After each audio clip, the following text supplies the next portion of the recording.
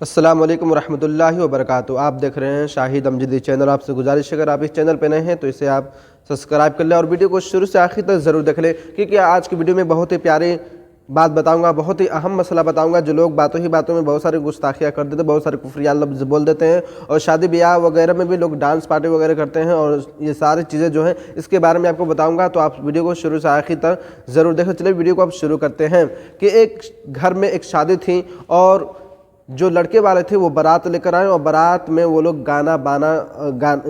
जो गाना बजाया जाता है, साउंड बॉक्स वगैरह, ये सारे डीजे वगैरह के लोग साथ में आए, और ऊपर से नाचने वाले भी लोग आए, और ये सारी चीज़ें लाने के बाद में, और बारात में भी जो था कि उस जमात में, उस बारात में देवबंदी वहाबी भी बारात करने के लिए आए थे। जब सुन्नी मौलाना को निकाह पढ़ाने के लिए बुलाया गया तो मौलाना साहब ने देखा और कहा कि ये मैं निकाह नहीं पढ़ा सकता। उन्होंने निकाह पढ़ाने से इनकार कर दिया। तो फिर जो लड़की का बाप था वो कहा कि मैंने वादा कर लिया है, चाहे आप निकाह पढ़ाएं या ना पढ़ाएं, मैं जो कहा है वो कर लूँगा। उन लड़की के बाप ने क्या किया कि वो एक देवबंदी मौलाना को बुलाया और उससे निकाह पढ़वाया, और ये भी कहा लड़की के बाप ने कि मुझे शरीयत से कोई मतलब नहीं, कोई लेना देना नहीं है। तब मुफ्तियाने कराम ने इसके बारे में फतवा लगाया, इसके बारे में कहा कि अगर कोई शख्स, लड़की के बाप ने अपने घर में नाच गाना वगैरह बुलवाया तो ये सख्त गुनाह है और सख्त हराम है।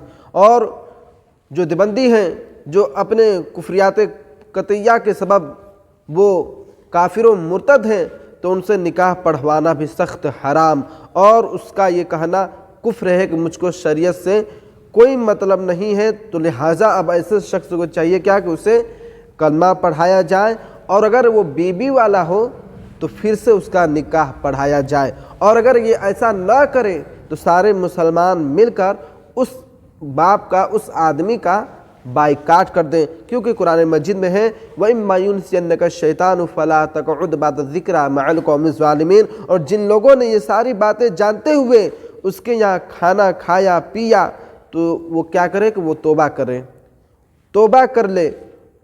मेरे दोस्तों, मेरे अजीज़ों, आपने इस मसले से समझ गए कि देवबंदी मौलाना से निकाह आपको नहीं पढ़ाना है।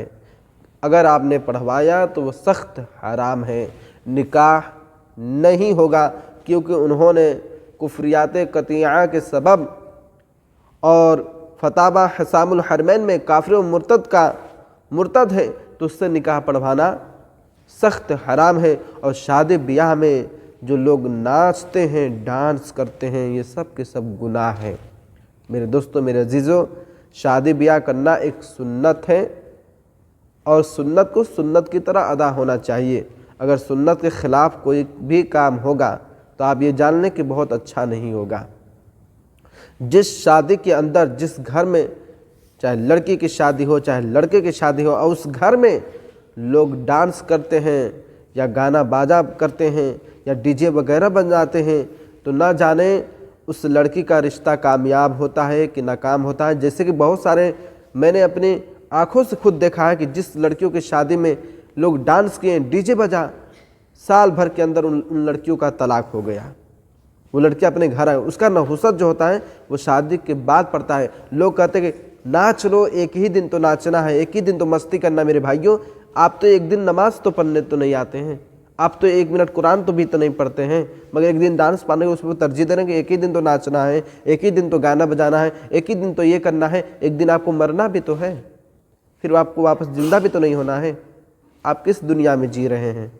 मेरे दोस्तों, मेरे अजीज़ों, आप इन सारी चीज़ों से बचिए। आप नेकी नहीं कर सकते हैं तो कम से कम गुनाह ना करें। कोई नाच रहा हो, कोई डांस कर रहा हो, अक्सर शादी ब्याह के मौके पर, तो आप उससे मना करिए, उससे दूर रहिए। अल्लाह ने आपको चाहा तो उससे आपको कामयाब देगा, क्योंकि आप उस चीज़ से, बुराई से बच रहे हैं, गुनाह होने से बच रहे हैं। लोग नाचते हैं बड़े शौक़ से, आप देखते हैं उसका नहुसत क्या होता है। अगर से उसका रिश्ता ख़त्म नहीं होता है, रिश्ता नहीं टूटता है, तो मियाँ बीबी में पटरी नहीं खाता है, मियाँ बीबी में मोहब्बत ख़त्म हो जाती है। उसकी सास बोलते हैं तो उसके ससुर बोलते हैं तो उसके देवर बोलते हैं। क्यों? क्योंकि शादी ब्याह में डांस होता है।